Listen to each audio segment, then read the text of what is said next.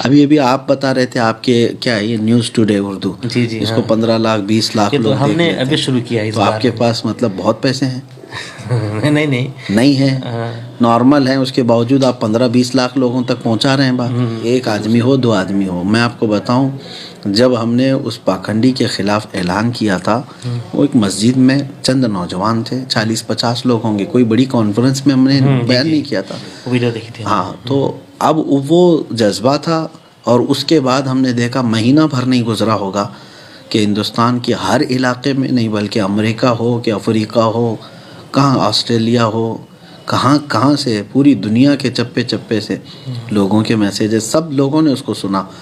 جب تک بکے نہ تھے تو کوئی خریدتا نہ تھا، یا رسول اللہ آپ نے خرید کر مجھے انمول کر دیا۔ یوں تو یہ شعر کافی مشہور و معروف ہے، لیکن اس شعر کے مصداق حضرت مفتی سلمان اظہری صاحب کما حق ہے، کیونکہ حضرت کی ذات اس وقت عالمی سطح پر اتنی مقبول ہے، اتنی مشہور ہے کہ بچے سے لے کر کے عمر رسیدہ تک سلمان اظہری کے نام سے واقف ہیں۔ وہ صرف اس لیے کہ انہوں نے اپنے آپ کو، اپنے وجود کو تحفظ ناموس رسالت کے نام پر فنا کر دیا۔ آپ سبھی کا خیر مقدم ہے، میں احسان اعظم مصباحی۔ میرے ساتھ میں جو شخصیت ہے محتاج تعارف نہیں ہے، حضرت کا نام آپ جانتے ہیں مفتی سلمان اظہری صاحب، جو جب سے ان کا قدم دنیائے خطابت میں ہو یا دنیائے تبلیغ میں ہو، جب سے پڑا ہے تو عجب سے انقلاب آ گیا ہے، کیونکہ انہوں نے جو خطاب کا طریقہ اپنایا ہے وہ کافی منفرد بھی ہے۔ ان کے خطاب میں آپ سنجیدگی کا ماحول دیکھیں گے، چلاہٹ کا ماحول نہیں دیکھیں گے۔ وہ سلجھے ہوئے الفاظ جو ہر کس و ناقص کے فہم و فراست میں بیٹھ جائے، ایسے الفاظ کا انتخاب بھی کرتے ہیں۔ تو حضرت آپ کا بہت بہت خیر مقدم ہے ہمارے چینل نیوز ٹوڈے اردو میں۔ السلام علیکم ورحمۃ اللہ وبرکاتہ۔ حضرت سے اس تو پہلی بار میں حضرت سے مل رہا ہوں بذریعے نیوز ٹوڈے اردو، تو بہت سارے سوالات ہیں، لیکن میں حضرت سے یہی کہوں گا کہ اس وقت مسلمانوں میں جو انتشاری کیفیت ہے، وہ چاہے پولیٹیکل ہو، سیاسی اعتبار سے ہو، مذہبی اعتبار سے ہو، رنگ و نسل کے اعتبار سے ہو، تو کون سا ایسا مرکزی محور ہے جہاں جا کر کے لوگ متحد ہو سکتے ہیں، اور اس کے طریقے کیا ہو سکتے ہیں کہ لوگ وہاں جا کر متحد ہو جائیں؟ الحمد للہ وکفا وسلام علی حبیبہ المصطفیٰ، اما بعد۔ میں مشکور و ممنون ہوں آپ کا کہ آپ نے جو زحمت اٹھائی ہے اور جو کچھ بھی میرے متعلق حسن ظن رکھا ہے، اللہ تعالیٰ مجھے اس کے مطابق بنائے۔ پہلی بات تو یہ ہے کہ انتشار اور اختلاف کی جو باتیں آپ کر رہے ہیں امت میں، یہ برسوں سے رہا ہے، اور اس امت کو ان تمام چیزوں سے جوجھنا پڑا ہے۔ لیکن پچھلے زمانے میں ایسا ہوا کرتا تھا کہ اختلافات ہوتے تھے لیکن اس کو ذاتیات پر نہیں لایا جاتا تھا۔ مسائل میں اختلاف ہونا اور ہے، فروعیات میں اختلاف ہونا اور ہے، لیکن ذاتیات میں اختلاف ہونا یہ مذموم ہے۔ آج مین بات یہی ہے کہ مشرق و مغرب، شمال و جنوب میں جتنے بھی مسلمان بستے ہیں، ہماری خاصیت صرف ایک ہی ہے کہ میں چیلنج کے ساتھ کہتا ہوں، دنیا کے جتنے بھی مذاہب ہیں، جو بھی دھرم ہیں، ان کے بانی اور فاؤنڈر کا پتہ ہی نہیں چلتا، یعنی اختلاف ہے ان کے اس میں۔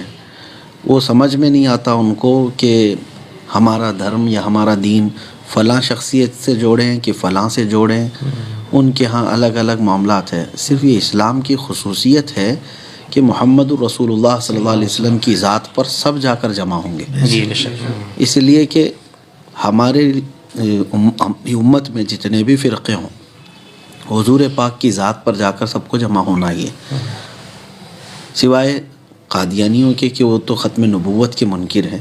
لیکن اس کے علاوہ بہت سارے بھٹکے، گمراہ ہوئے، اور بھی بہت سارے معاملات ہوئے، لیکن سب اپنے آپ کو بتاتے ہیں رسول پاک صلی اللہ تعالیٰ علیہ وسلم تک۔ تو کہنا یہ چاہتا ہوں میں کہ نبی پاک صلی اللہ تعالیٰ علیہ وسلم کی ذات پاک، اہل سنت و جماعت کے لیے میں یہ میسیج دے رہا ہوں، میں اسی اتحاد کا قائل بھی ہوں کہ اہل سنت و جماعت اگر ٹکڑوں میں منتشر ہیں، مختلف ہیں، تو ان کے لیے رسول پاک صلی اللہ تعالیٰ علیہ وسلم کا نام نامی کافی ہے کہ اس نام پر سب جمع ہو جائیں۔ دیکھیں آج دنیا جگا رہی ہے اسی نام پہ، آپ کو اسی نام پہ جگا رہی ہے۔ آج دیکھیں ہمارے یہاں پر جو بھی معاملات ہو رہے ہیں ملک میں، آپ کے پیروں کو گالی نہیں دی جا رہی ہے، آپ کی مسجدوں کو، آپ کی خانقاہوں کو گالیاں نہیں دی جا رہی ہیں، سیدھے ذات رسول کو گالیاں دی جا رہی ہیں۔ تو یہ بھی ایک طریقے کا آپ کو سمجھنے کا موقع ہے کہ اب جو ہے تمام چیزیں اگر ہمارے درمیان کچھ بھی ہے چھوڑیں اور حضور پاک صلی اللہ علیہ وسلم سے جو ہمارا رشتہ، ہماری ڈور بندھی ہوئی ہے، اسی پر آ جائیں۔ اختلافات ختم کرنے کا اور اپنے دل کو وسیع کرنے کا یہ سب سے بہترین طریقہ ہے۔ اس گنبد خضرا کی چھاؤں میں سب اپنے آپس کی تمام چیزیں بھول سکتے ہیں، اس لیے کہ یہ پریکٹیکلی بات ہے۔ مدینہ طیبہ میں جب رسول پاک صلی اللہ تعالیٰ علیہ وسلم تشریف لائے تو حبشہ کے بلال رضی اللہ تعالیٰ عنہ جو کالے تھے، ہاں، اور دوسرے حضرت فارس سے حضرت سلمان، روم سے حضرت صہیب، اور کہاں کہاں سے سب آئے جمع ہوئے، اور وہ سب سگے بھائیوں سے زیادہ عزیز ہوئے۔ بے شک بے شک۔ تو وہ کون سا دامن تھا اور کون سی چھاؤں تھی جس میں آ کر کے وہ برسوں پرانی اپنی جہالت یا اپنی دشمنیوں کو ختم کیے؟ وہ صرف دامن رسول ہے، وہ آج بھی ہے اور کل قیامت تک رہے گا۔ ہمارے لیے سب سے بہترین وہی ہے کہ عشق رسول میں ڈوب جاؤ، باقی سب چیزیں آپ بھول جائیں گے۔ جی جی، آپ نے ایک آدمی کو نام دیا پاکھنڈی، اور کون ہے آپ نے سمجھ گیا ہوگا۔ تو اس طرح کی حرکتیں عائد لوگ کرتے رہتے ہیں، اور ماشاءاللہ یہ مہم آپ نے جو چھیڑی ہے، کہ جس اسٹیج سے آپ کا خطاب ہوتا ہے تو اس ٹاپک پر آپ لوگوں کو ضرور بیدار کرتے ہیں۔ یہ تو عوامی سطح پر بیداری ہوئی، اور کچھ اقدامات ہوتے ہیں انتظامی سطح پر، جیسے کہ پولیٹیکل لیڈران ہیں، ایڈمنسٹریشن ہے، یا پھر جو قانونی راستے کی طرف جو راستہ ہموار کرے، وہ ساری چیزیں ہیں۔ اس طرف آپ کی اب تک کتنی پیش قدمیاں ہوئی ہیں؟ دیکھیے، بہت اچھی چیز آپ پوچھ رہے ہیں کہ صرف پروٹیسٹ کرنا یا عوامی بیداری لانا یہی سب کام نہیں ہے۔ لاء کے میدان میں قانونی اعتبار سے اس پر بھی ہماری کوششیں جاری ہیں۔ آپ کو پتہ ہوگا کافی پہلے ہی، سال بھر گزر چکے، میں سپریم کورٹ کے لائر سے ملا تھا، اور ہم نے ایک پرستاؤ ان کے سامنے رکھا بھی کہ ایک ایسا بل بنایا جائے جو رسول پاک صلی اللہ تعالیٰ علیہ وسلم کی جو بھی توہین کرے اس کی سزا مقرر کی جائے۔ آلریڈی جو ہے انڈیا میں کچھ قانون بنے ہوئے ہیں، 153 یا غالباً 295 یا ایسے اس آرٹیکلز ہیں جس میں کسی کو بھی اکسانا یا کسی کے خلاف بولنا دھارمک اعتبار سے، لیکن وہ آرٹیکلز اتنے ہلکے بنا دیے گئے ہیں کہ اس کے تحت کیس تو درج ہوتا ہے، لیکن آن دا اسپاٹ لوگ جو ہے نا بیل لے کے چلے جاتے ہیں، یا زیادہ سے زیادہ تھوڑے دن کے بعد جب معاملہ ٹھنڈا ہو جائے تو آسانی سے بیل ہوتی ہے۔ ہماری مانگ یہ تھی کہ کسی بھی دھرم کے مقدس، چاہے یہاں پر مسلمانوں کے نہیں، سارے لوگوں کے لیے، کہ ہمیں تو قرآن نے یہی کہا ہے وَلَا تَسُبُّوا الَّذِينَ يَدْعُونَ مِن دُونِ اللَّهِ فَيَسُبُّوا اللَّهَ عَدْوًا بِغَيْرِ عِلْمٍ۔ اللہ تعالیٰ کا حکم ہے قرآن پاک میں کہ جو دوسرے لوگ ہیں ان کو گالیاں مت دو، ورنہ وہ پلٹ کر کے تمہیں اللہ کو گالیاں دیں گے۔ ہمارے ہاں تو گالی کا مذہب ہے نہیں، ہاں، لیکن اب آپ جو یہ کہہ رہے ہیں کہ اگر میرا لہجہ سخت ہوتا ہے یا کسی کو ٹارگٹ کر کے میں بولتا ہوں تو یہ اسی وقت جب وہ کتے بھونکتے ہیں تو ہماری ذمہ داری ہے کہ ہم دفاع کریں گے، ہم ڈیفینس کریں گے۔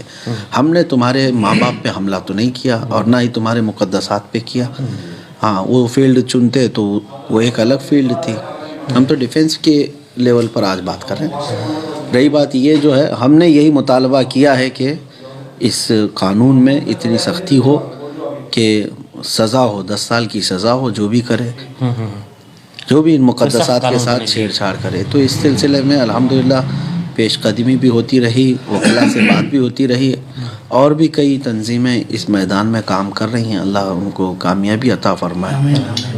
آخر میں چونکہ آپ بہت مصروف ہیں، آخری سوال پوچھوں گا حضرت، اس وقت مسلمانوں کے پاس میرے خیال سے پیسے ہیں، بہت ساری خانقاہیں ہیں، بہت سارے لوگ ایسے بھی ہیں، لیکن ان کے پاس اپنی آواز کو دور تک پہنچانے کے لیے کوئی ایسا ذریعہ نہیں ہے، مثال کے طور پر میڈیا، اپنا کوئی پرنٹ ہاؤس یا ایسی کوئی چیزیں، تو اس طرف لوگ کیسے پیش قدمی کریں؟ کیا وجوہات ہیں کہ لوگ اس طرح پیش قدمی نہیں کرتے ہیں، اور کیا وہ چیزیں ہیں جس کے ذریعے جس کو اپنائیں گے ہم تو یہ تمام چیزیں ممکن ہو سکتی ہیں؟ جی، ان میں دیکھیے یہ احساس کمتری والا سوال ہے، آپ نے پہلے تو یہ سوال کیا کہ مسلمانوں کے پاس پیسے ہیں جی اور بہت ساری چیزیں ہیں اور آپ اس کو اپنا کے اپنا پیغام دوسروں تک نہیں پہنچا سکتے.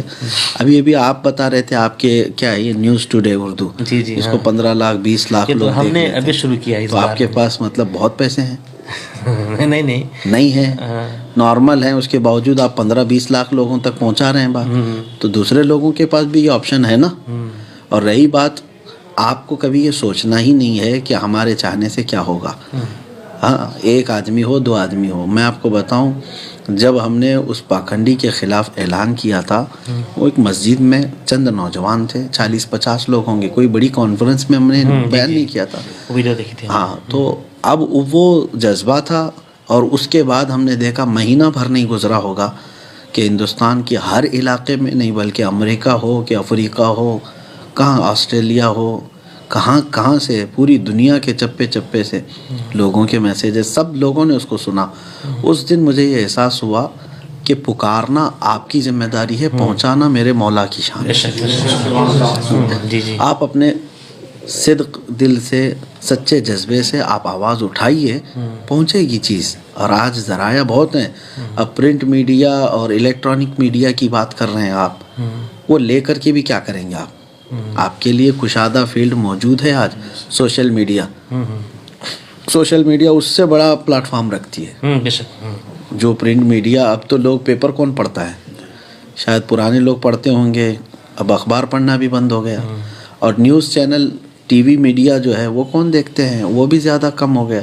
سارے لوگ آج سوشل میڈیا کو دیکھ رہے ہیں. تو وہ پلیٹ فارم تو آپ کے پاس فری میں ہے, اس کے لیے پیسوں کی کیا ضرورت ہے؟ فری میں میدان موجود ہے, آپ اس کو استعمال کر کے اپنی باتیں قوم تک پہنچائیں. پلس تو اور بھی معاملات ہیں آپ کے پاس ذہن سازی کرنے کے. علماء کرام جو ہے اپنے پیغامات اس کے ذریعے سے پہنچائیں, خالص یہی نیت. پھر دیکھیں اللہ تبارک و تعالیٰ کی طرف سے مدد بھی ہوگی انشاءاللہ. چلیے, بہت بہت شکریہ. ہم بات کر رہے تھے مفتی سلمان رضا, مفتی سلمان انصاری صاحب سے. انہوں نے کئی اہم باتیں ہم سب کو, آپ سب کو بتائی ہے, جس پر واقعی عمل درآمد کی ضرورت ہے. تو انشاءاللہ عز و جل مفتی صاحب کی باتوں سے آپ سبھی ہم سے مستفید ہوں گے. اور آپ سے چھوٹی سی گزارش ہے کہ اس کو آگے تک پہنچائیں, کیونکہ یہ واقعی سوشل میڈیا اس وقت بہت بڑا پلیٹ فارم ہے اپنی بات دوسرے تک پہنچانے کے لیے. اور میں خود سمجھ سکتا ہوں اس چیز کو, کیونکہ نیوز ٹوڈے اردو کو ایسے لوگ دیکھتے ہیں, ایسے لوگ آ کر کمنٹ کرتے ہیں جو کہیں نہ کہیں جن کا عہدہ بہت بڑا ہوتا ہے, اس لیول کا ہوتا ہے, وہ بھی آ کر دیکھتے ہیں. تو آپ ہمیں سپورٹ کریں اور ہم سب کے لیے دعا کریں, امت